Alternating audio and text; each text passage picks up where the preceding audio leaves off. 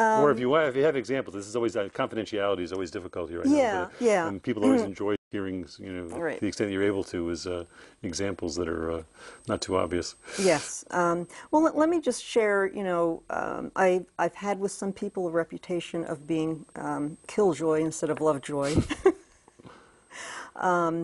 I find with people that are in a lot of reactivity, and even in my office when they're in reactivity, that I somehow have to get louder and a little bit bigger, and I might confront or challenge them. I might just tell them to stop. So my style really is very flexible depending on, the person coming in, what's being presented to me. I do my best not to put people in a box that I'm then trying to fit them into with a certain theory or style of working with them. It just seems that a lot of people sort of have grooves, and you can do that, you correct it, and then they sort of fall back to bad habits again. Is there some way of helping people avoid that? You mean, as a you're couple? saying you're coming in, they're doing that, they're triggering, they're pushing each other's buttons. You say you help them do that, and then Yes. they sort of fall back into old bad habits again. Or they just come in for you for a refresher. Well, sometimes people do. I get phone calls, we're coming in for a tune-up. And also we do quite a bit of relapse prevention. I walk them through the subtleties and the fine-tuning of how will you know when you're sliding backwards. And we go into great detail. And so they have to develop a certain self-awareness. And that's also challenging with some people. I can imagine. Going inward. And depending on if there was, a very, the crisis that they come in with, there can be a lot of blaming. And so other-oriented, so kind of coming from within inside and looking at themselves, can be very slow. It can be hard for a lot of people. And some of your couples reconcile, some of them get divorced. Do you see any predictors of which way they're going to go? Well, there's a well-known man. His name is John Gottman. And if you want to put the slide up. See if I can find the slide. Okay, and maybe put a slide up. As there's extensive research on this. There we go. Yeah, so these 5 interactional styles, criticism, defensiveness, contempt, stonewalling, and belligerence, they are high predictors for divorce. In other words, if you don't come in and get some help with that, Let me know when eventually... you What's that? Are you done? I was just wondering if you're with the slide. Oh, yes, I'm done with the slide. Okay. Let me get back here. Yeah, so if, let's say that's going on in a relationship, if somebody doesn't get help somewhere in that, it's a very painful, vicious cycle. And either people stay in a relationship, there's a lot of reasons why they might, with that going on, or it eventually breaks them apart.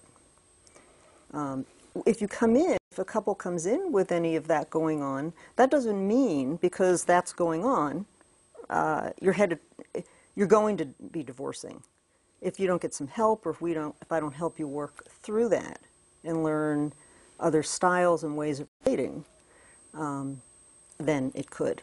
But so if people come in because there is a lot of blaming and hostility and stonewalling that goes on in relationships, that's almost a given if it's a crisis that brings them in.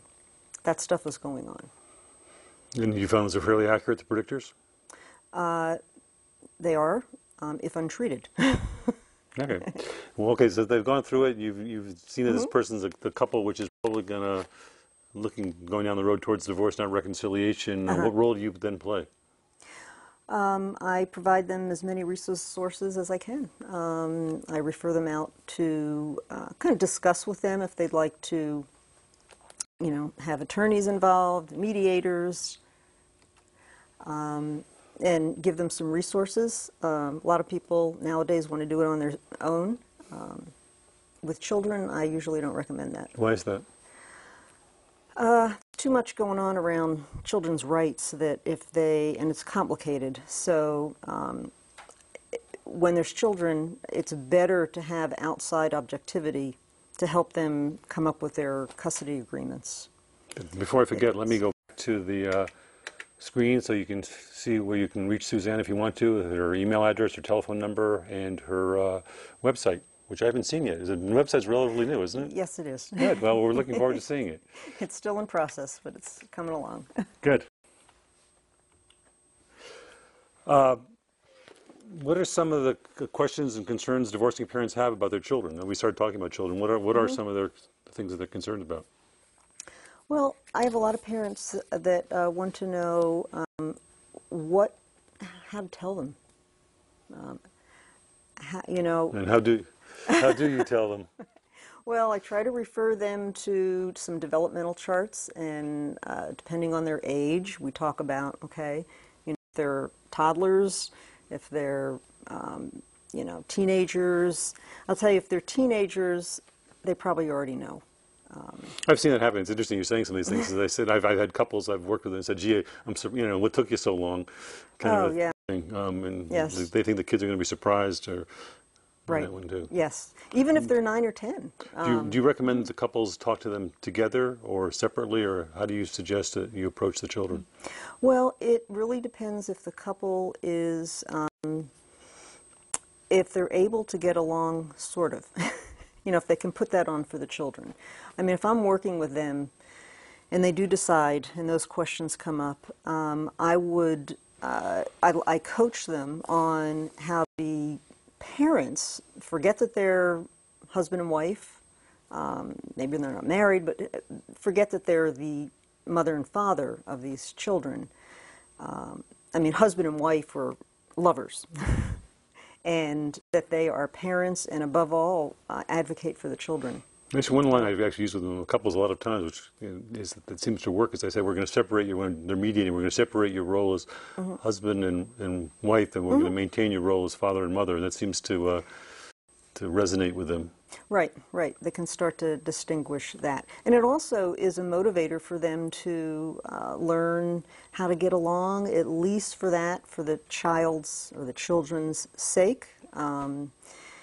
Because, I mean, there's a lot of common sense, although it isn't put into practice, of the predictors of children that are going to adjust. And, of course, if you don't fight in front of the kids, if you don't badmouth the other parents in front of But children. that create a different problem when the parents haven't done all that, and the parents. I mean, we've talked about the obvious divorces. I'm surprised you haven't. What about the children who the parents look like they've been getting along well, no problems at all, and then all of a sudden they say we're getting divorced, and the kids are shocked. I mean, they just didn't see it coming. Oh, that does happen.